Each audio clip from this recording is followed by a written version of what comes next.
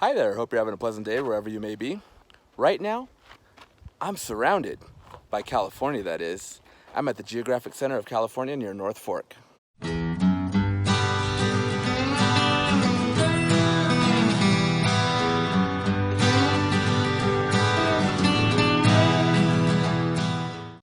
The Geographic Center of California is located in the Sierra Foothills, about 7 miles outside the town of North Fork. And that literally sums up everything about this. So thanks for joining me on this one. No, I'm just kidding. We'll dive a little deeper here. So for starters, the geographic center of a given locale is essentially meaningless. There's really no significance to it. It has no bearing on anything whatsoever. It's just a cool, quirky little bit of trivia.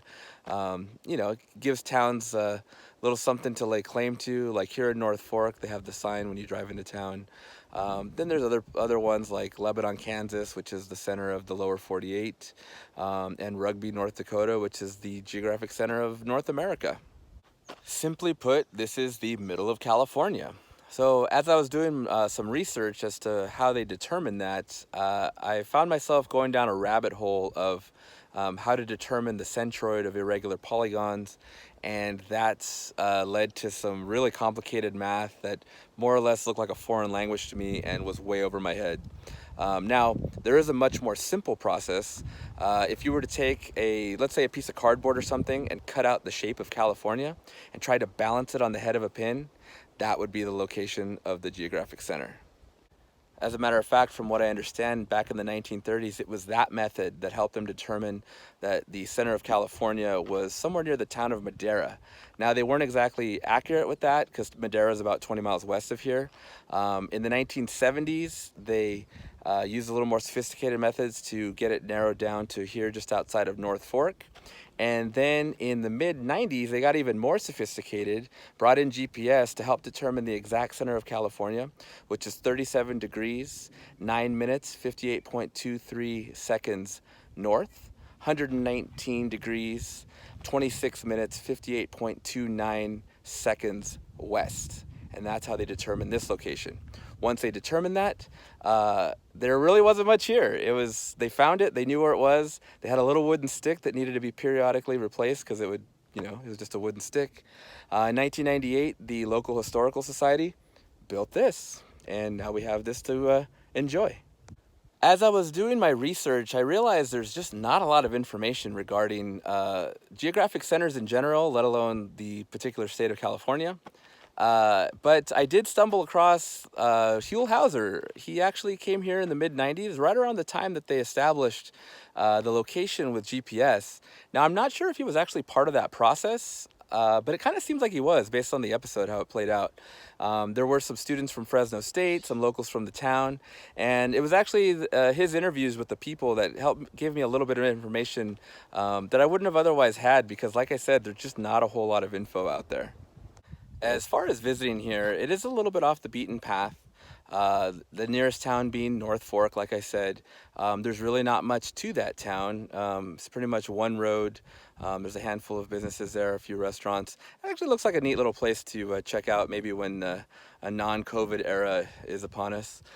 I believe in the 1800s there was a sawmill there, and that's actually where they got the name North Fork. However, prior to that, this was the region inhabited by the Mono tribe, and I believe there's even a museum there, which, again, maybe in a non-COVID era, might be worth checking out. When you do actually get to the spot, there's a little place to park your car. There's some steps that lead up to this spot here. You can take your pictures, you can stand at the center of California. You can admire the slightly obstructed view of the Sierra Foothills.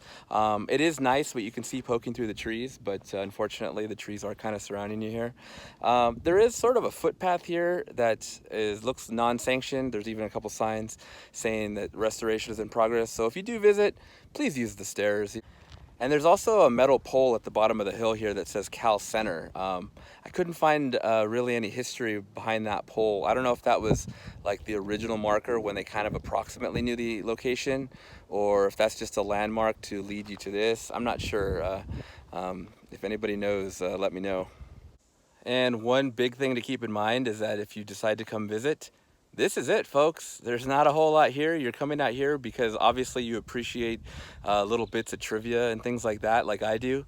It's very much akin to like Four Corners, where you got to kind of drive a distance to see something that's, like I said, kind of insignificant. Well, that does it for this one. Thanks for joining me on this longer than anticipated video visiting the Geographic Center of California. Hope you enjoyed it. Hope you found it interesting, and maybe it'll encourage you to come check it out yourself. With that said, I guess I'll see you on the next one. So if you watched that Huell Hauser episode, you'll know that this pair of trees served as the catalyst for his adventure. This is known as where the palm meets the pine. It's a couple of trees that are in the median of the 99, just south of the town of Madera. The palm tree represents Southern California, the pine tree represents Northern California. Pretty cool. Next time you're driving down the 99, keep an eye out for it.